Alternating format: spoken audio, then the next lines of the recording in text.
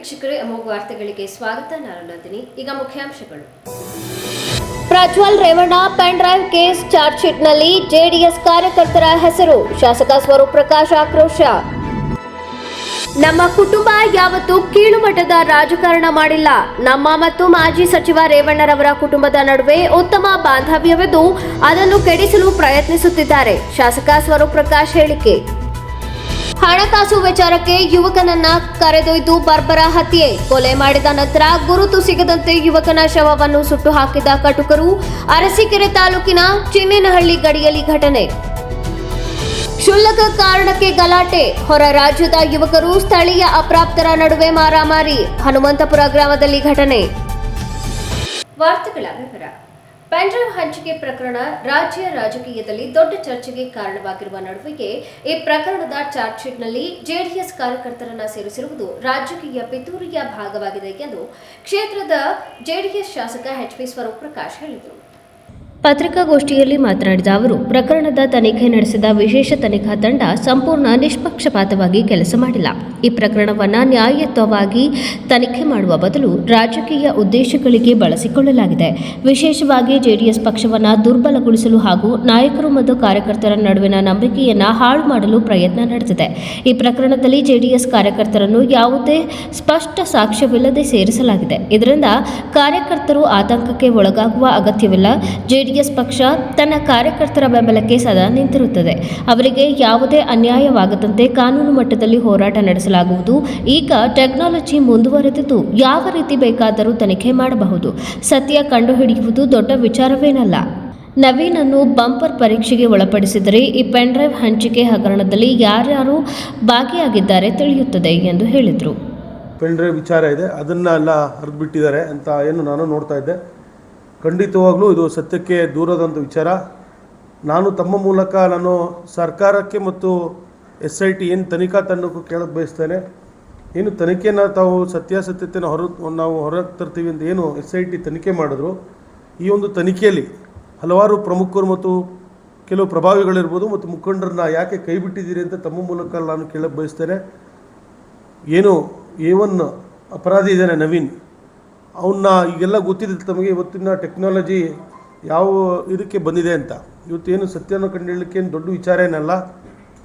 ನವೀನನ್ನು ಮಂಪರು ತನಿಖೆಗೆ ಒಳಪಡಿಸಿದರೆ ಯಾರ್ಯಾರು ಈ ಪೆನ್ ಡ್ರೈವ್ ಹಗರಣದಲ್ಲಿ ಪೆನ್ ಡ್ರೈವ್ ಹಂಚಿಕೆ ಮಾಡೋ ಹಗರಣದಲ್ಲಿ ಯಾರ್ಯಾರು ಪ್ರಭಾವಿಗಳಿದ್ರು ಅಂತ ತಮ್ಮ ಮೂಲಕ ನಾನು ನವೀನನ್ನು ಏನು SIT ತನಿಖಾ ತಂಡದವರು ಸರಿಯಾಗಿ ತನಿಖೆನ ಮಾಡಿದರೆ ಸತ್ಯಾಸತ್ಯತೆ ಹೊರಗೆ ಬರ್ತಾಯಿತ್ತು.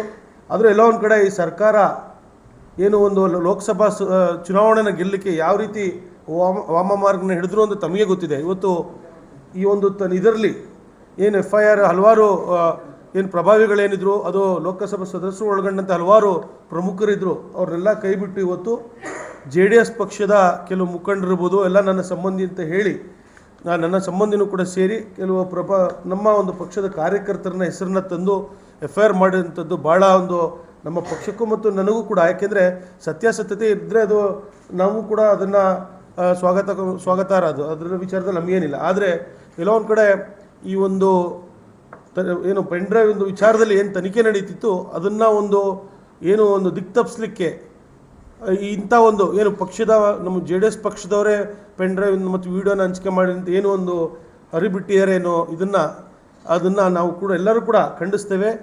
ಮತ್ತು ಏನು ಸತ್ಯಾಸತ್ಯತೆ ಮುಂದಿನ ದಿನಗಳಲ್ಲೂ ಕೂಡ ಸರ್ಕಾರಕ್ಕೆ ಉಪಮುಖ್ಯಮಂತ್ರಿ ಮತ್ತು ಗೃಹ ಮುಖ್ಯಮಂತ್ರಿಗಳಿಗೆ ನಾನು ತಮ್ಮ ಮೂಲಕ ಕೇಳಕ್ಕೆ ಬಯಸ್ತೇನೆ.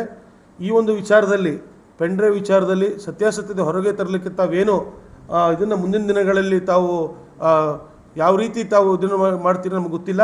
ಆದರೆ ನಮಗೆ ಇನ್ನೂ ಉನ್ನತ ಮಟ್ಟದ ತನಿಖೆಯನ್ನು ಮಾಡಿ ಯಾರು ಇದರಲ್ಲಿ ಒಳಗೊಂಡಿದ್ದಾರೆ ಇದರಲ್ಲಿ ಈಗ ಹಲವಾರು ತಾವು ನೋಡ್ತಾ ಇದ್ದೀರಿ. A1 A2 ಏನು 39 ಜನ ಹೆಸರನ್ನ ಇವತ್ತು ಹೊರಗೆ ಬಿಟ್ಟಿದ್ದಾರೆ. ಇನ್ನೂ ಹಲವಾರು ಇದನ್ನು ಹಿಂದೆ ಪೆನ್ ಡ್ರೈವ್ ವಿಚಾರದಲ್ಲಿದ್ದಾರೆ. ಅವ್ರನ್ನೆಲ್ಲ ಇವತ್ತು ಕೈ ತಪ್ಪಿಸಿದ್ದಾರೆ. ಹಾಗಾಗಿ ಮುಂದೆ ನಾವು ಇದು ದೊಡ್ಡ ಮಟ್ಟಿಗೆ ಹೋರಾಟನೂ ಕೂಡ ಮಾಡ್ತೇವೆ. ನಾವು ಸರ್ಕಾರಕ್ಕೂ ಕೂಡ ಆಗ್ರಹನ ಮಾಡ್ತಾ ಇದ್ದೇವೆ. ಮುಂದೆ ದೊಡ್ಡ ಮಟ್ಟದ ತನಿಖೆನೂ ಆಗಬೇಕು ಅಂತ ನಾನು ತಮ್ಮ ಮೂಲಕ ಸರ್ಕಾರಕ್ಕೂ ಕೂಡ ಆಗ್ರಹ ಮಾಡ್ತಾ, ನಾನು ತಮ್ಮ ಮೂಲಕ ಒಂದು ವಿಚಾರನ ನಾನು ನಮ್ಮ ಪಕ್ಷದ ಏನು ಮುಖಂಡರು ಕಾರ್ಯಕರ್ತರು ಈ ಒಂದು ವಿಚಾರದಲ್ಲಿ ಏನು ಅವ್ರನ್ನ ಸೇರಿಸಿದ್ದಾರೆ ಈ ಒಂದು ಕೇಸಿನಲ್ಲಿ, ಅವ್ರಿಗೆ ನಾನು ತಮ್ಮ ಮೂಲಕ ಹೇಳಕ್ಕೆ ಬಯಸ್ತೇನೆ. ಯಾರು ಕೂಡ ಧೃತಿಗೆಡೋದು ಬೇಡ, ಧೈರ್ಯಗೆಡೋದು ಬೇಡ. ತಮ್ಮ ಜೊತೆಗೆ ನಮ್ಮ ಪಕ್ಷ ಇರ್ಬೋದು, ನಮ್ಮ ಮುಖಂಡರಿರ್ಬೋದು ಮತ್ತು ವೈಯಕ್ತಿಕವಾಗಿ ನಾನು ಕೂಡ ಶಾಸಕನಾಗಿ ತಮ್ಮಗಳ ಜೊತೆ ಇರ್ತೇವೆ. ಮುಂದಿನ ದಿನಗಳಲ್ಲಿ ಕಾನೂನು ಹೋರಾಟ ಏನು ಮಾಡಬೇಕು ಅದನ್ನು ಕೂಡ ನಮ್ಮ ಪಕ್ಷದ ಮುಖಂಡರ ಜೊತೆ ಚರ್ಚೆ ಮಾಡಿ ಕಾನೂನಿನ ಹೋರಾಟವನ್ನು ಮಾಡೋಣ. ಪತ್ರಿಕಾಗೋಷ್ಠಿಯಲ್ಲಿ ಜೆಡಿಎಸ್ ತಾಲೂಕು ಅಧ್ಯಕ್ಷ ಎಸ್ ದೇವೇಗೌಡ, ಸಮೀರ್, ಮಾಧ್ಯಮ ವಕ್ತಾರ ಹೊಂಗೆರೆ ರಘು, ಶಿವಣ್ಣ, ಮಧು ಪಟೇಲ್, ವಿಜಯಕುಮಾರ್ ಇತರರು ಉಪಸ್ಥಿತರಿದ್ದರು. ಮಾಜಿ ಪ್ರಧಾನಿಗಳಾದ ಎಚ್.ಡಿ. ದೇವೇಗೌಡರು ಮತ್ತು ಎಚ್.ಎಸ್. ಪ್ರಕಾಶ್ ಅವರ ನಡುವೆ ಉತ್ತಮ ಸಂಬಂಧವಿದ್ದು ಅದೇ ಬಾಂಧವ್ಯ ಇಂದಿಗೂ ಮುಂದುವರೆದಿದೆ. ನಮ್ಮ ಕುಟುಂಬ ಯಾವತ್ತೂ ಕೀಳುಮಟ್ಟದ ರಾಜಕಾರಣ ಮಾಡಿಲ್ಲ. ನಮ್ಮ ಕುಟುಂಬ ಮತ್ತು ಮಾಜಿ ಸಚಿವ ರೇವಣ್ಣರವರ ಕುಟುಂಬದ ನಡುವೆ ಉತ್ತಮ ಬಾಂಧವ್ಯವಿದ್ದು ಅದನ್ನು ಕೆಡಿಸಲು ಪ್ರಯತ್ನಿಸುತ್ತಿದ್ದಾರೆ ಎಂದು ಶಾಸಕ ಸ್ವರೂಪ್ ಪ್ರಕಾಶ್ ಹೇಳಿದರು. ಸನ್ಮಾನ್ಯ ದೇವೇಗೌಡರು PWD ಮಿನಿಸ್ಟರ್ ಆಗ್ಲಿಂದ ಪಕ್ಷಕ್ಕೆ ಸೇರ್ಪಡೆಯಾಗಿ ಸನ್ಮಾನ್ಯ ದೇವೇಗೌಡರ ಆಶೀರ್ವಾದದಿಂದ ನಗರಸಭೆ ಅಧ್ಯಕ್ಷರಾಗಿ ಸತತವಾಗಿ 94ರಿಂದ ನಮ್ಮ ತಂದೆ ಮೇಲೆ ಇಟ್ಟಿರುವಂಥ ಪ್ರೀತಿ ದೇವೇಗೌಡರು ಮತ್ತು ಚೆನ್ನಮ್ಮನವರು ನಮ್ಮ ಕುಟುಂಬದ ಬಗ್ಗೆ ಮತ್ತು ರೇವಣ್ಣವರು ಇಟ್ಟಿರುವಂಥ ನಮ್ಮ ಬಗ್ಗೆ ಕುಟುಂಬದ ಬಗ್ಗೆ ಇಟ್ಟಿರುವಂಥ ಪ್ರೀತಿ ವಿಶ್ವಾಸ ಖಂಡಿತವಾಗ್ಲೂ ಯಾರ ಕೈಲಿಂದ ಅದು ಆಗಲ್ಲ.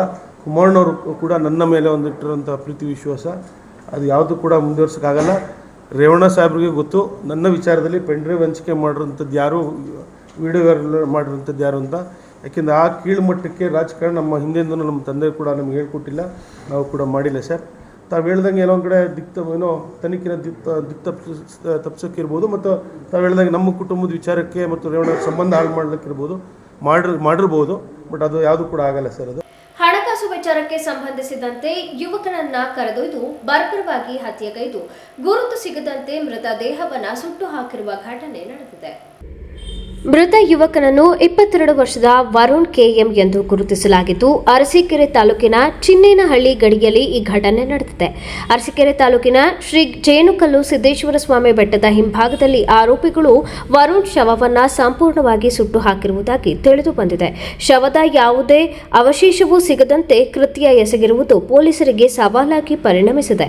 ಮಾರ್ಚ್ 15ರಂದು ಗಂಡಸಿ ಪೊಲೀಸ್ ಠಾಣೆಯಲ್ಲಿ ವರುಣ್ ಕಾಣೆಯಾಗಿರುವ ಕುರಿತು ಮಿಸ್ಸಿಂಗ್ ದೂರು ದಾಖಲಾಗಿತ್ತು. ಪ್ರಕರಣವನ್ನು ಗಂಭೀರವಾಗಿ ಪರಿಗಣಿಸಿದ ಪೊಲೀಸರು ತನಿಖೆ ಚುರುಕುಗೊಳಿಸಿದ್ದು ಆರೋಪಿಗಳ ಬಂಧನಕ್ಕಾಗಿ ಬಲೆ ಬೀಸಿದ್ದಾರೆ. ಕರ್ನಾಟಕ ಸರ್ಕಾರ ಹಾಗೂ ಕಂದಾಯ ಇಲಾಖೆ ವತಿಯಿಂದ ಸಾರ್ವಜನಿಕರ ಅರ್ಜಿಗಳು ಯಾವುದೇ ವಿಳಂಬವಿಲ್ಲದೆ ವಿಲೇವಾರಿಯಾಗಬೇಕು ಎಂಬ ಹಿನ್ನೆಲೆಯಲ್ಲಿ ಗ್ರಾಮ ಲೆಕ್ಕಾಧಿಕಾರಿಗಳಿಗೆ ಲ್ಯಾಪ್ಟಾಪ್ ನೀಡಲಾಗುತ್ತಿದ್ದು ಬೇಲೂರು ತಾಲೂಕಿನ ಎಲ್ಲಾ ವೃತ್ತದ ಗ್ರಾಮ ಲೆಕ್ಕಾಧಿಕಾರಿಗಳಿಗೆ ಸಕಲೇಶಪುರ ಉಪವಿಭಾಗಾಧಿಕಾರಿ ಮಂಜುನಾಥ್ ಲ್ಯಾಪ್ಟಾಪ್ ವಿತರಿಸಿದರು. ಈ ಸಂದರ್ಭದಲ್ಲಿ ಸುದ್ದಿಗಾರರೊಂದಿಗೆ ಮಾತನಾಡಿದ ಸಕಲೇಶಪುರ ಉಪವಿಭಾಗಾಧಿಕಾರಿ ಮಂಜುನಾಥ್, ಕರ್ನಾಟಕ ಸರ್ಕಾರ ಹಾಗೂ ಕಂದಾಯ ಇಲಾಖೆ ಸಾರ್ವಜನಿಕರ ಅರ್ಜಿಗಳು ಸೇರಿದಂತೆ ಇನ್ನಿತರ ಕೆಲಸಗಳು ಯಾವುದೇ ವಿಳಂಬವಿಲ್ಲದೆ ತ್ವರಿತ ವಿಲೇವಾರಿಗೆ ಗ್ರಾಮ ಲೆಕ್ಕಾಧಿಕಾರಿಗಳಿಗೆ ಲ್ಯಾಪ್ಟಾಪ್ ನೀಡುವ ಕಾರ್ಯಕ್ಕೆ ಮುಂದಾಗಿದೆ. ಇದರಿಂದ ಸಾರ್ವಜನಿಕರಿಗೆ ಹೆಚ್ಚು ಅನುಕೂಲವಾಗಲಿದೆ.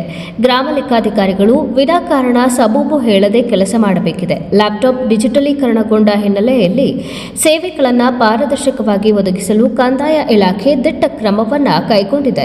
ಪ್ರತಿನಿತ್ಯ ಅರ್ಜಿಗಳ ವಿಲೇವಾರಿ ಮತ್ತು ಸೇವೆಗಳ ಅಂಕಿ ಅಂಶಗಳು ತಿಳಿಯುವ ಹಿನ್ನೆಲೆಯಲ್ಲಿ ಇಲಾಖೆ ಗ್ರಾಮ ಮಟ್ಟದ ಅಧಿಕಾರಿಗಳಿಗೆ ತಂತ್ರಜ್ಞಾನವನ್ನು ಒದಗಿಸುವ ಮೂಲಕ ಆಡಳಿತವನ್ನು ಸುಗಮಗೊಳಿಸುವ ಮಹತ್ವಪೂರ್ಣ ಯೋಜನೆಯಾಗಿದೆ ಎಂದು ಹೇಳಿದರು.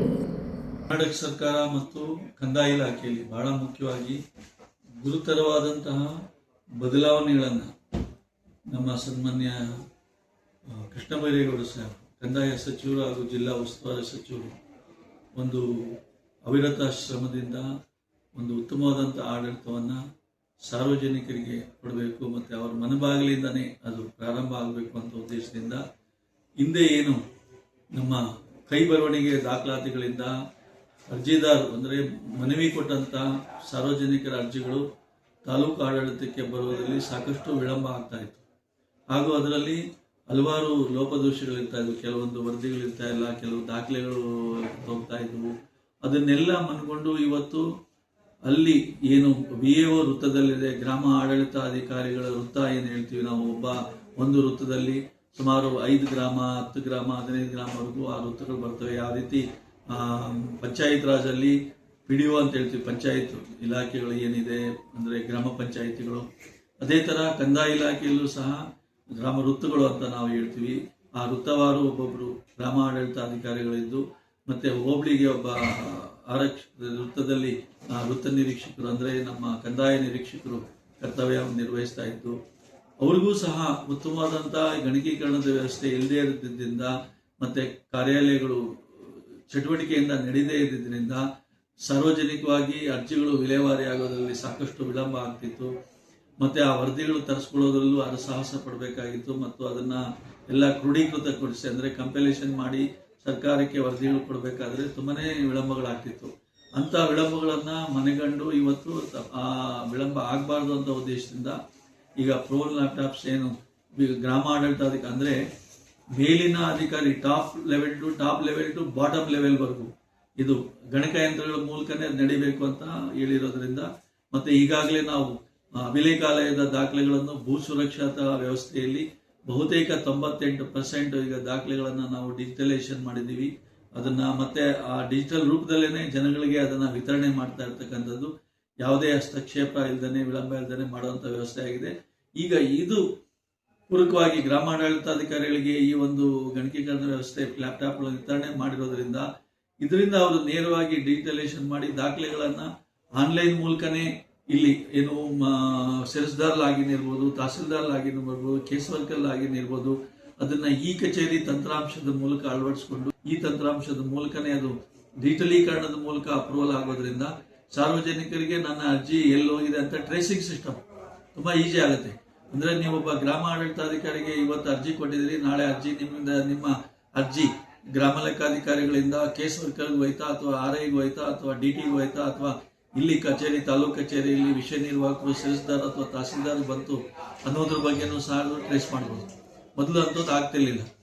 ಹಾಗಾಗಿ ಇವತ್ತು ಎಲ್ಲ ಅರ್ಜಿಗಳು ಸಾರ್ವಜನಿಕ ಕೊಟ್ಟಿರ್ತಕ್ಕಂಥ ಅರ್ಜಿಗಳು ಎಲ್ಲಿ ಇವೆ, ಬಾಕಿ ಯಾವ ಹಂತದಲ್ಲಿ ಇವೆ, ಸಕಾಲದಲ್ಲಿ ಅದು ವಿಲೇವಾರಿ ಆಗ್ತಿದೆಯಾ ಇಲ್ಲ ಅನ್ನೋದು ವ್ಯವಸ್ಥೆನ ಮಾನಿಟರ್ ಮಾಡೋದಕ್ಕೋಸ್ಕರ ಮತ್ತೆ ಖಾತೆಗಳು ಪೌತಿ ಖಾತೆಗಳು ಇರ್ಬೋದು, ಮತ್ತೊಂದು ಇರ್ಬೋದು, ಆಧಾರ್ ಲಿಂಕಿಂಗ್ ಇರ್ಬೋದು, ಸೀಡಿಂಗ್ ಇರ್ಬೋದು, ಇಂಥ ವ್ಯವಸ್ಥೆನೂ ಸಹ ಇದರಲ್ಲಿ ಅಳವಡಿಸ್ಕೊಂಡು ಗಣಕೀಕರಣದ ಮೂಲಕನೇ ಅದನ್ನು ಕ್ರಮ ವಹಿಸಿಕೊಳ್ಳೋದಕ್ಕೆ ತುಂಬ ಸಹಾಯಕಾರಿಯಾಗಿದೆ.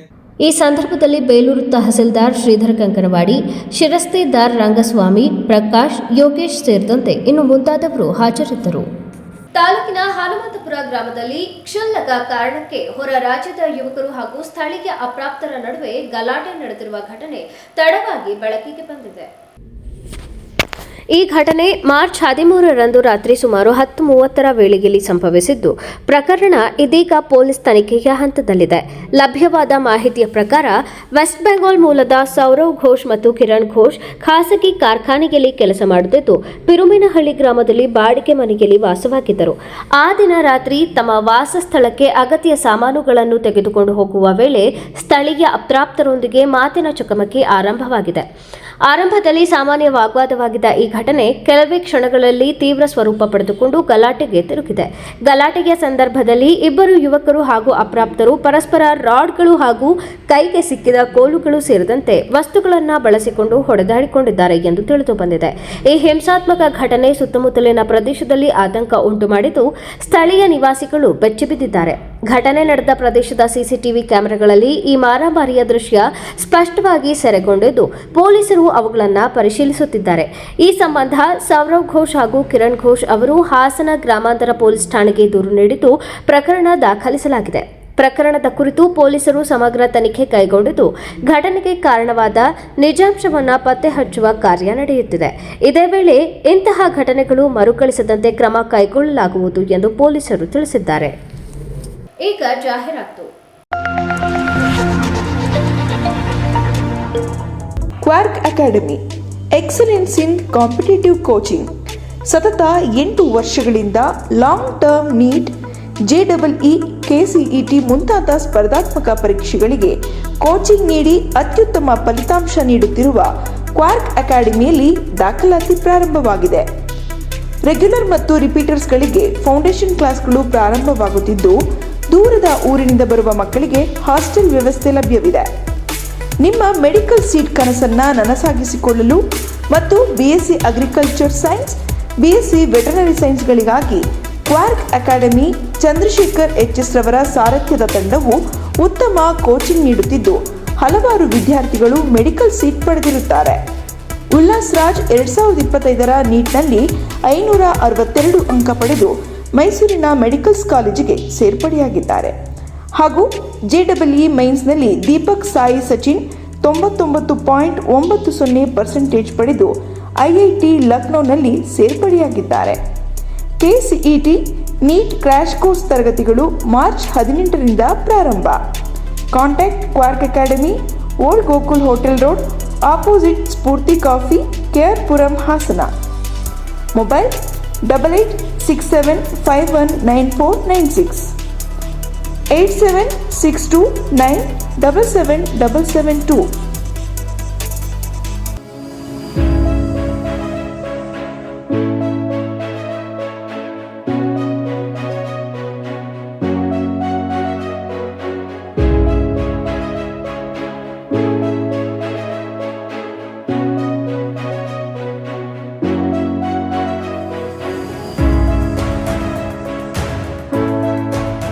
Hey everyone, I'm Dhruva HP, I'm Kritika Tia, studying in class 12 of Bharat's PU Academy. We are proud to introduce Bharat's Academy, a newly established institution in science which is dedicated for excellence education in curricular and non-curricular activities. Hello everyone, myself Barira Kaunin. Myself Naba Zahra. We are from Bharat's PU Academy. I'm really proud to express the excellent and well-organized schedule of our college. A good college schedule plays a vital role in every student's life by shaping their future along with their knowledge, skills and character. Our college follows an academic system which focuses on both theoretical and competitive learning. Our college provides a well-disciplined yet friendly environment, a modern laboratories, a well-stocked library, digital learning facilities that support the students in their studies.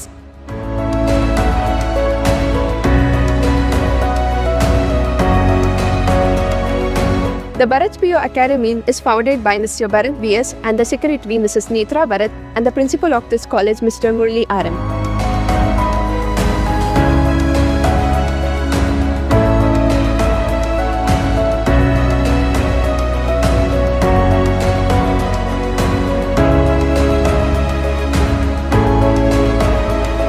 It's been a great experience studying in Bharat's Academy since I train especially for competitive exams like JEE, NEET, CET and NDA with individual care and support. Also, we are taught by highly qualified and experienced lecturers. ನಮಸ್ಕಾರ, ನಾನು ಭರತ್ ಅಂತ. ನಮ್ಮದು ಭರತ್ಸ್ PU academy ಏನಿದೆ Hassan ಹಳ್ಳಿಕಟ್ಟೆ circle ಸಾಲ್ಗಮೆ ರಸ್ತೆನಲ್ಲಿ, ಇಲ್ಲಿ 2026-27ನೇ ಸಾಲಿನ admissions already open ಆಗಿದೆ.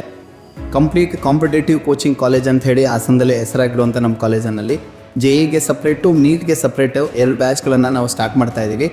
ಆದಷ್ಟು ಬೇಗ ಅಡ್ಮಿಷನ್ಸ್ ಎಲ್ಲ ಮುಗೀತಾ ಇದೆ. ದಯಮಾಡಿ ಪೇರೆಂಟ್ಸ್ಗಳು ಆದಷ್ಟು ಬೇಗ ಸದುಪಯೋಗ ಪಡ್ಕೊಳ್ಳಿ, ಆದಷ್ಟು ಬೇಗ ಬಂದು ನಿಮ್ಮ ಮಕ್ಕಳನ್ನ ಅಡ್ಮಿಷನ್ಸ್ ಮಾಡಿ. ಭರತ್ಸ್ ಅಕಾಡೆಮಿ ಹೊಸದಾಗಿ ಭರತ್ಸ್ ಅಕಾಡೆಮಿ ನಿಮ್ಮ ಮುಂದೆ ಬಂದಿದೆ. ಹಳ್ಳಿಕಟ್ಟೆ ವೃತ್ತ, ಸಾಲ್ಗಾಮಿ ರಸ್ತೆ, ಹಾಸನ. ಭರತ್ಸ್ ಅಕಾಡೆಮಿ ರಾಜ್ಯದ ಪ್ರತಿಷ್ಠಿತ ಸೇವಾ ಸಂಸ್ಥೆಗಳಲ್ಲಿ ಒಂದಾದ ರಾಷ್ಟ್ರೋತ್ಥಾನ ಪರಿಷತ್ ಭಾರತೀಯ ಜ್ಞಾನ ಪರಂಪರೆ, ನೈಜ ಇತಿಹಾಸ, ಸಂಸ್ಕೃತಿ, ಜೀವನ ಪದ್ಧತಿ ಪ್ರತಿಬಿಂಬಿಸುವ CBSE ಪಠ್ಯಕ್ರಮದ 17 ವಿದ್ಯಾಕೇಂದ್ರಗಳನ್ನು ರಾಜ್ಯದ ವಿವಿಧ ಭಾಗಗಳಲ್ಲಿ ನಡೆಸುತ್ತಿದೆ. ಈ ಶಾಲೆಗಳಲ್ಲಿ ವಿದ್ಯಾರ್ಥಿಗಳ ಸರ್ವಾಂಗೀಣ ವಿಕಾಸಕ್ಕಾಗಿ ಪಂಚಮುಖಿ ಶಿಕ್ಷಣ ಎನ್ನುವ ವಿಶಿಷ್ಟ ಕಲಿಕಾ ಪದ್ಧತಿಯನ್ನು ಅನುಷ್ಠಾನಗೊಳಿಸಲಾಗಿದೆ.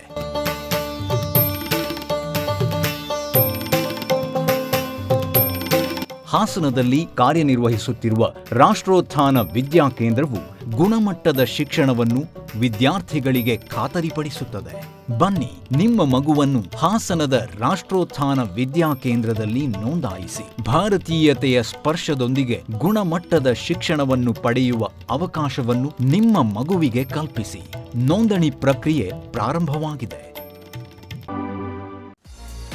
ಅಧ್ಯಯನ ಪದವಿ ಪೂರ್ವ ಕಾಲೇಜು ಹಾಸನ ಉತ್ಕೃಷ್ಟ ಗುಣಮಟ್ಟದ ಶಿಕ್ಷಣದೊಂದಿಗೆ ವಿದ್ಯಾರ್ಥಿಗಳ ಭವಿಷ್ಯದ ಭದ್ರ ಬುನಾದಿಗೆ ಸಹಕಾರಿಯಾಗಿರುವ ನಮ್ಮ ಕಾಲೇಜು ತನ್ನ 3ನೇ ವರ್ಷಕ್ಕೆ ಪಾದಾರ್ಪಣೆ ಮಾಡುತ್ತಿರುವುದು ನಮ್ಮೆಲ್ಲರಿಗೂ ಸಂತಸದ ವಿಷಯ. ಅಧ್ಯಯನ ಪದವಿ ಪೂರ್ವ ಕಾಲೇಜಿನಲ್ಲಿ ವಿಜ್ಞಾನ ವಿಭಾಗದಲ್ಲಿ PCMB, PCMC ಮಾತ್ರವಲ್ಲದೆ ವಾಣಿಜ್ಯ ವಿಭಾಗದಲ್ಲಿ CEBA ಕೋರ್ಸ್ಗಳು ಸಹ ಲಭ್ಯವಿದೆ. ವಿದ್ಯಾರ್ಥಿಗಳ ಸರ್ವತೋಮುಖ ಶಿಕ್ಷಣದ ಅಭಿವೃದ್ಧಿಗಾಗಿ ಮೂಲ ಶಿಕ್ಷಣದೊಂದಿಗೆ KCET, NEET, JEE ಕೋರ್ಸ್ಗಳ ಜೊತೆಗೆ ಸಾಫ್ಟ್ವೇರ್ ಡೆವಲಪ್ಮೆಂಟ್, ಬ್ಯಾಂಕಿಂಗ್ ಕೋರ್ಸ್ಗಳು ಹಾಗೂ CA ಫೌಂಡೇಶನ್ ತರಬೇತಿಯನ್ನ ನೀಡಲಾಗುವುದು. ಜೊತೆಗೆ ಕಲೆ, ನಾಟಕ, ಕ್ರೀಡೆ, ಸ್ಕೌಟ್ಸ್ ಅಂಡ್ ಗೈಡ್ಸ್, ವ್ಯಕ್ತಿತ್ವ ವಿಕಸನ, ಸಂಸ್ಕೃತಿಗಳ ಆಚರಣೆ, ರಸ್ತೆ ಸುರಕ್ಷತಾ ಕಾರ್ಯಕ್ರಮ, ಮಹಿಳಾ ಸಬಲೀಕರಣ, ಕಣ್ಣು ಮತ್ತು ಆರೋಗ್ಯ ತಪಾಸಣಾ ಶಿಬಿರಗಳು, ಗಿಡ ನೆಡುವ ಕಾರ್ಯಕ್ರಮಗಳು ಹಾಗೂ ಸೈಬರ್ ಕ್ರೈಮ್ ಜಾಗೃತಿಯಂತಹ ವಿವಿಧ ಕಾರ್ಯಕ್ರಮಗಳನ್ನು ಹಮ್ಮಿಕೊಂಡಿದ್ದೇವೆ. ಅತ್ಯುತ್ತಮ ಅಂಕಗಳನ್ನು ಗಳಿಸಿದ ವಿದ್ಯಾರ್ಥಿಗಳಿಗೆ ಸ್ಕಾಲರ್ಶಿಪ್ ಕೂಡ ಲಭ್ಯವಿದೆ.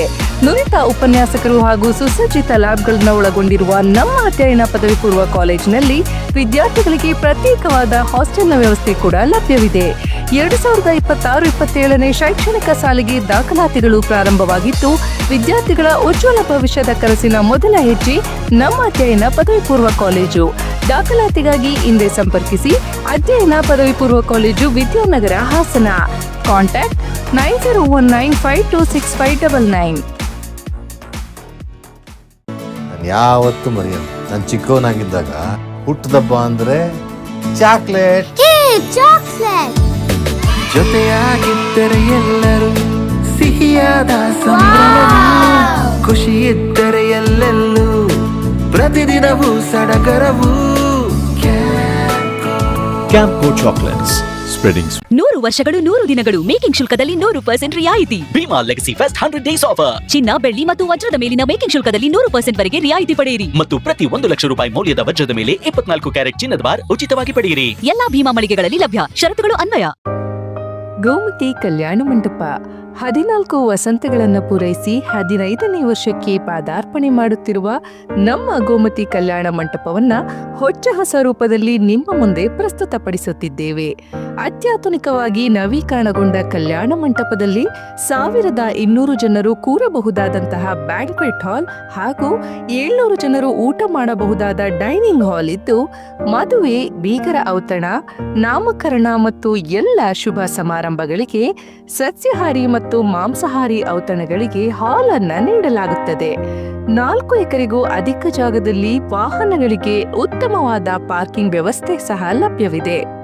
ನಿಮ್ಮ ಕುಟುಂಬದ ಸುಂದರ ಕಾರ್ಯಕ್ರಮಗಳನ್ನ ಅತ್ಯುತ್ತಮ ಕ್ಷಣಗಳನ್ನಾಗಿ ಮಾರ್ಪಾಡಾಗಿಸಲು ಒಂದು ಒಳ್ಳೆಯ ಜಾಗ, ಅದುವೇ ನಮ್ಮ ಗೋಮತಿ ಕಲ್ಯಾಣ ಮಂಟಪ.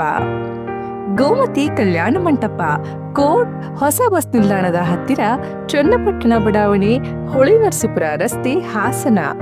ಬುಕಿಂಗ್ ಹಾಗೂ ಹೆಚ್ಚಿನ ಮಾಹಿತಿಗಾಗಿ ಸಂಪರ್ಕಿಸಿ 9484272261 ಮತ್ತು 8970568666. ಮತ್ತೊಮ್ಮೆ ಅಮೋಘ ವಾರ್ತೆಗಳಿಗೆ ಸ್ವಾಗತ. ಐತಿಹಾಸಿಕ ಶ್ರೀ ಚನ್ನಕೇಶವ ಸ್ವಾಮಿ ದೇವಾಲಯದಲ್ಲಿ ಜಾತ್ರಾ ಮಹೋತ್ಸವದ ಅಂಗವಾಗಿ ವಿಶೇಷ ಧಾರ್ಮಿಕ ಕಾರ್ಯಕ್ರಮಗಳು ಭಕ್ತಿಭಾವದಿಂದ ಆರಂಭಗೊಂಡಿವೆ. ಈ ಸಂದರ್ಭದಲ್ಲಿ ದೇಗುಲದ ಪ್ರಧಾನ ಅರ್ಚಕ ಶ್ರೀನಿವಾಸ್ ಭಟ್ ಮಾತನಾಡಿ, ರಥೋತ್ಸವದ ಮುನ್ನ ಪ್ರತಿದಿನವೂ ಗರುಡ ವಾಹನ, ಹನುಮಂತ ವಾಹನ ಸೇರಿದಂತೆ ವಿವಿಧ ವಾಹನೋತ್ಸವಗಳು ಜರುಗಲಿವೆ. ದೇವಾಲಯದ ಆವರಣದಲ್ಲಿ ಮಂಟಪೋತ್ಸವಗಳು ಶಾಸ್ತ್ರೋಕ್ತವಾಗಿ ನೆರವೇರಲಿವೆ. ಈ ಆಚರಣೆಯ ಪ್ರಮುಖ ಆಕರ್ಷಣೆಯಾದ ಬ್ರಹ್ಮರಥೋತ್ಸವದ ದಿನ ಸಾವಿರಾರು ಭಕ್ತರು ಒಂದಾಗಿ ರಥವನ್ನು ಎಳೆಯುವ ಭವ್ಯ ದೃಶ್ಯ ಕಣ್ಮನ ಸೆಳೆಯುತ್ತದೆ.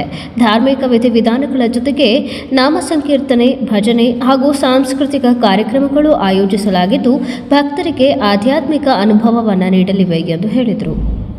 ಬ್ರಹ್ಮರಥೋತ್ಸವದ ಕಾರ್ಯಕ್ರಮಗಳು 23ರಿಂದ ಪ್ರಾರಂಭವಾದರೂ ನಮ್ಮಲ್ಲಿ ಯುಗಾದಿಯಿಂದನೇ ಪ್ರಾರಂಭವಾದಂಥ ಅನುಭವಗಳು ಜಾಸ್ತಿ.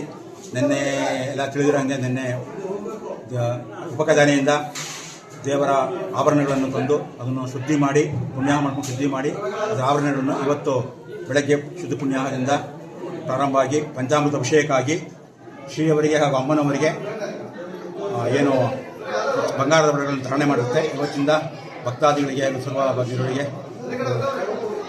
ನೋಡಲಿಕ್ಕೆ ಮತ್ತು ಅವರ ಆನಂದಿಸಲಿಕ್ಕೆ ಅವಕಾಶ ಕೊಡುತ್ತೆ. ಈಗ ಪ್ರತಿನಿತ್ಯ ಉತ್ಸವಗಳು, ಒಂದು ದಿನವೇ ಉತ್ಸವಗಳು ನಡೆದಿರೋದ್ರೆ ತುಂಬ ಬಹಳ ಇಂಪಾರ್ಟೆಂಟ್ ಉತ್ಸವ ಅಂದರೆ 28ನೇ ತಾರೀಕು ನಾಡಿನ ಹನುಮಂತೋತ್ಸವ, ದೊಡ್ಡ ಹನುಮಂತ ಸಾಯಂಕಾಲ ನಡೆಯಲಿದೆ. ಅದು ತುಂಬ ವಿಜೃಂಭಣೆಯಿಂದ ತಗರನಾಡಿನವ್ರು ಬಂದು ನಡೆಸ್ಕೊಡ್ತಾರೆ. ಅದು ಮೊದಲಿಂದ ನಡ್ಕೊಂಬಂದಿರೋ ಪದ್ಧತಿ. ಹನುಮಂತೋತ್ಸವ ಅಂತಾದರೆ 29ಕ್ಕೆ ಆಗುತ್ತೆ, 30ಕ್ಕೆ ಬೆಳ್ಳಿ ದೊಡ್ಡ ಗರುಡೋತ್ಸವ ಆಗುತ್ತೆ. ಅದು ಸಂಜನ ಗರುಡ ಅಂತಲೇ ಫೇಮಸ್. ಅದು ತುಂಬ ಇದರಲ್ಲಿ ವಾಹನದ ಮೇಲೆ ತುಂಬ ದೂರ ನಡೆಯುತ್ತೆ. ಅದಕ್ಕೆ ಮುಂಚೆ ನಮ್ಮಲ್ಲಿ ಕಳಸಾರೋಹಣ ಆಗುತ್ತೆ. ಅದು ವಿಶೇಷ. ಎಲ್ಲ ಕಡೆ ಹಾಗೆ ಕೂಸಿರ್ತಾರೆ. ನಮ್ಮಲ್ಲಿ ಕೆಳಗಡೆಯಿಂದನೇ ಹಗ್ಗ ಕಟ್ಟಿ ಮೇಲೆ ಕಳಸ ಇರಿಸ್ತೀವಿ. ಅದಾದ ನಂತರ ಕಳಸ ಮುಗಿದ ಮೇಲೆ 12 ಗಂಟೆಗೆ ಉತ್ಸವ ಪ್ರಾರಂಭ ಆಗುತ್ತೆ. ಅದು ಬೆಳಗಿನ ಜಾವ ಮುಗಿಯುತ್ತೆ. ನವರಂಗದಿಂದ ಪ್ರಾರಂಭ ಆಗಿ 1-1.5 ಗಂಟೆ ಕಾಲ 8 ಬೀದಿಗಳಲ್ಲೂ ಕೃಷ್ಣಗಂಧೋತ್ಸವ ಅಂತ 8 ಬೀದಿ ಉತ್ಸವಗಳು ಬಂದು ಮಂಟಪಡಿ ಸೇವೆ ಅಂತ ರಥದ ಈ ಕಡೆ ನಮ್ಮ ಬಾವಿ ಹತ್ರ ರಥ ಮಂಟಪಡಿ ಸೇವೆ ಆಗುತ್ತೆ. ಅದಲ್ಲಿ ಎಲ್ಲ ಏನು ಸಮರ್ಪಣೆ ಗೌರವ ಸಮರ್ಪಣೆ ಮಾಡಿದ ಮೇಲೆ ರಥ ಹಿಂಕೊಟ್ಟರು. ಆ ಟೈಮಲ್ಲಿ ಪ್ರದಕ್ಷಿಣೆ ಬಂದು ರಥಾರೋಹಣ ಆಗುತ್ತೆ. ರಥಾರೋಹಣ ಬಂದು ಅವತ್ತಿನ ದಿನ ಸಾಯಂಕಾಲ ನಮ್ಮಲ್ಲಿ ಏನು ಅಗ್ನಿಮೂಲೆ ಅಂತ ಹೇಳ್ತೀವಿ, ಅಲ್ಲಿ ಭಸ್ಮ ಸಂಹಾರ ಮೂಲೆ ಅಂತ ಒಂದಿನ ಪರಮಾತ್ಮ ರಥದ ಮೇಲೇ ಸರ್ವಾಭರಣ ಭೂಷಣಾಗಿ ಎಲ್ಲ ಇರ್ತಾನೆ. ಮಾರನೇ ದಿನ ನಮ್ಮ ನಾಡ ರಥೋತ್ಸವ ಅಂತ ಸುತ್ತಮುತ್ತಲು 20 ಹಳ್ಳಿಯವರು ನಾಡಿನವ್ರು ಬಂದು ರಥ ಹಿಡಿತಾರೆ. ಅದು ತುಂಬ ವಿಜೃಂಭಣೆ ನಡೆಯುತ್ತೆ. ಅವತ್ತು ಮಧ್ಯಾಹ್ನ 1 ಗಂಟೆ ಪ್ರಾರಂಭ ಆಗುತ್ತೆ. ಅದು ಬಂದು ನಿಂತ ಮೇಲೆ 1 ಮನೆ 2:30-3 ಆದರೆ ಸಾಯಂಕಾಲ ಶಾಂತಿ ಉತ್ಸವ, ಇನ್ನೆಲ್ಲ ಮಾಮೂಲಿ ಉತ್ಸವಗಳು ಜರುಗಿಕೊಂಡು ಹೋಗ್ತಾ ಇರುತ್ತೆ. ತಾಲೂಕಿನ ಬಾಗಿವಾಳು ಗ್ರಾಮದಲ್ಲಿ ಶ್ರೀ ರಾಮೇಶ್ವರ ಸ್ವಾಮಿಯವರ ಕರಗ ಮಹೋತ್ಸವ ಅತ್ಯಂತ ವೈಭವ ಮತ್ತು ಸೌಹಾರ್ದತೆಯಿಂದ ಜರುಗಿತು. ಬ್ರಾಹ್ಮಿ ಮುಹೂರ್ತದಲ್ಲಿ ಪೂಜಾ ಕಾರ್ಯಕ್ರಮಗಳು ಆರಂಭಗೊಂಡು ಗ್ರಾಮದ ಶ್ರೀ ರಾಮೇಶ್ವರ ದೇವಾಲಯ ಹಾಗೂ ಹೇಮಾವತಿ ನದಿ ತೀರದಲ್ಲಿ ವಿಶೇಷ ಪೂಜೆಗಳನ್ನು ಸಲ್ಲಿಸಲಾಯಿತು. ನಂತರ ಬಿಂದಿಗೆ ಅಥವಾ ಕರಗವನ್ನು ಹೊತ್ತ ಬಸವರಾಜು ಅವರು ಗ್ರಾಮದ ವಿವಿಧ ದೇವಾಲಯಗಳಲ್ಲಿ ಪ್ರದಕ್ಷಿಣೆ ಹಾಕಿ ಭಕ್ತಿ ಭಾವದಿಂದ ನೃತ್ಯ ಪ್ರದರ್ಶಿಸಿದರು. ವೀರಶೈವ ಲಿಂಗಾಯತ ಜನಾಂಗದ ಜಂಗಮ ಪಂಗಡಕ್ಕೆ ಸೇರಿದ ಬಸವರಾಜು ಅವರು ಈ ಸಂಪ್ರದಾಯವನ್ನು ಮುಂದುವರಿಸಿಕೊಂಡು ಬಂದಿದ್ದಾರೆ. ಜಾತ್ರೆಯ ವೇಳೆ ಭಕ್ತಾದಿಗಳು ಕರಗ ಹರಿವಾಣಕ್ಕೆ ನಾಣ್ಯಗಳನ್ನು ಹಾಕಿ ತಮ್ಮ ಹರಕೆಗಳನ್ನು ತೀರಿಸುವ ಸಂಪ್ರದಾಯವನ್ನು ಶ್ರದ್ಧಾ ಭಕ್ತಿಯಿಂದ ಪಾಲಿಸಿದರು. ಸುತ್ತಮುತ್ತ ಗ್ರಾಮಗಳ ನೂರಾರು ಭಕ್ತರು ಈ ವಿಶಿಷ್ಟ ಆಚರಣೆಯಲ್ಲಿ ಪಾಲ್ಗೊಂಡು ದೇವರ ಕೃಪೆಗೆ ಪಾತ್ರರಾದರು. ಪಟ್ಟಣದ ಪ್ರಸಾದಿಹಳ್ಳಿ ರಸ್ತೆಯಲ್ಲಿರುವ ಕಸ ವಿಲೇವಾರಿ ಘಟಕಕ್ಕೆ ಪುರಸಭೆ ಅಧ್ಯಕ್ಷೆ ಉಷಾ ಸತೀಶ್ ಭೇಟಿ ನೀಡಿ ಸ್ಥಳ ಪರಿಶೀಲನೆ ನಡೆಸಿದರು. ಈ ವೇಳೆ ಘಟಕದಲ್ಲಿ ಬಳಸಲಾಗುತ್ತಿರುವ ಯಂತ್ರಗಳು ಸರಿಯಾಗಿ ಕಾರ್ಯನಿರ್ವಹಿಸುತ್ತಿವೆಯೇ, ಹಸಿ ಕಸ ಮತ್ತು ಒಣ ಕಸವನ್ನು ಪ್ರತ್ಯೇಕವಾಗಿ ವಿಂಗಡಿಸಲಾಗುತ್ತಿದೆಯೇ, ಗೊಬ್ಬರ ತಯಾರಿಕಾ ಪ್ರಕ್ರಿಯೆ ನಡೆಯುತ್ತಿದೆಯೇ ಎಂಬುದನ್ನು ಅವರು ಪರಿಶೀಲಿಸಿದರು. ಘಟಕದಲ್ಲಿ ಒಟ್ಟು 8 ಮಂದಿ ಪೌರ ಕಾರ್ಮಿಕರು ಕಾರ್ಯನಿರ್ವಹಿಸುತ್ತಿದ್ದು, ಸಾರ್ವಜನಿಕರು ಕಸವನ್ನು ಸರಿಯಾದ ರೀತಿಯಲ್ಲಿ ವಿಲೇವಾರಿ ಮಾಡದೇ ಇರುವುದರಿಂದ ಸಮಸ್ಯೆಗಳು ಎದುರಾಗುತ್ತಿವೆ ಎಂಬುದು ಗಮನಕ್ಕೆ ಬಂದಿದೆ. ವಿಶೇಷವಾಗಿ ಗಾಜಿನ ತುಂಡುಗಳು, ಮಕ್ಕಳ ವ್ಯಾಂಪರ್ಸ್ ಸೇರಿದಂತೆ ಅಪಾಯಕಾರಿ ವಸ್ತುಗಳನ್ನು ಕಸದಲ್ಲಿ ಸೇರಿಸಲಾಗುತ್ತಿದ್ದು, ಕಾರ್ಮಿಕರು ಕೈ ಗ್ಲೌಸ್ಗಳಿಲ್ಲದೆ ಅವುಗಳನ್ನು ವಿಂಗಡಿಸುವಾಗ ಗಾಯಗೊಳ್ಳುವ ಘಟನೆಗಳು ನಡೆದಿರುವುದಾಗಿ ತಿಳಿದು ಬಂದಿದೆ. ಈ ನಿರ್ಲಕ್ಷ್ಯದಿಂದ ಪೌರ ಕಾರ್ಮಿಕರಿಗೆ ತೊಂದರೆ ಉಂಟಾಗುತ್ತಿದೆ ಎಂದು ಅಸಮಾಧಾನ ವ್ಯಕ್ತಪಡಿಸಿದ ಅಧ್ಯಕ್ಷೆ ಉಷಾ ಸತೀಶ್ ಸಾರ್ವಜನಿಕರು ಕಸದ ವಿಲೇವಾರಿಯಲ್ಲಿ ಜಾಗೃತಿ ವಹಿಸಬೇಕು ಎಂದು ಕರೆ ನೀಡಿದರು. ಕೊನೆಯಲ್ಲಿ ಮತ್ತೊಮ್ಮೆ ಮುಖ್ಯಾಂಶಗಳು. Prajwal Revanna pen drive case charge ಶೀಟ್ನಲ್ಲಿ ಜೆಡಿಎಸ್ ಕಾರ್ಯಕರ್ತರ ಹೆಸರು, ಶಾಸಕ ಸ್ವರೂಪ್ ಪ್ರಕಾಶ್ ಆಕ್ರೋಶ. ನಮ್ಮ ಕುಟುಂಬ ಯಾವತ್ತೂ ಕೀಳುಮಟ್ಟದ ರಾಜಕಾರಣ ಮಾಡಿಲ್ಲ. ನಮ್ಮ ಮತ್ತು ಮಾಜಿ ಸಚಿವ ರೇವಣ್ಣರವರ ಕುಟುಂಬದ ನಡುವೆ ಉತ್ತಮ ಬಾಂಧವ್ಯವಿದ್ದು ಅದನ್ನು ಕೆಡಿಸಲು ಪ್ರಯತ್ನಿಸುತ್ತಿದ್ದಾರೆ, ಶಾಸಕ ಸ್ವರೂಪ್ ಪ್ರಕಾಶ್ ಹೇಳಿಕೆ. ಹಣಕಾಸು ವಿಚಾರಕ್ಕೆ ಯುವಕನನ್ನ ಕರೆದೊಯ್ದು ಬರ್ಬರ ಹತ್ಯೆ, ಕೊಲೆ ಮಾಡಿದ ನಂತರ ಗುರುತು ಸಿಗದಂತೆ ಯುವಕನ ಶವವನ್ನು ಸುಟ್ಟು ಹಾಕಿದ ಕಟುಕರು, ಅರಸೀಕೆರೆ ತಾಲೂಕಿನ ಚಿನ್ನೇನಹಳ್ಳಿ ಗಡಿಯಲ್ಲಿ ಘಟನೆ.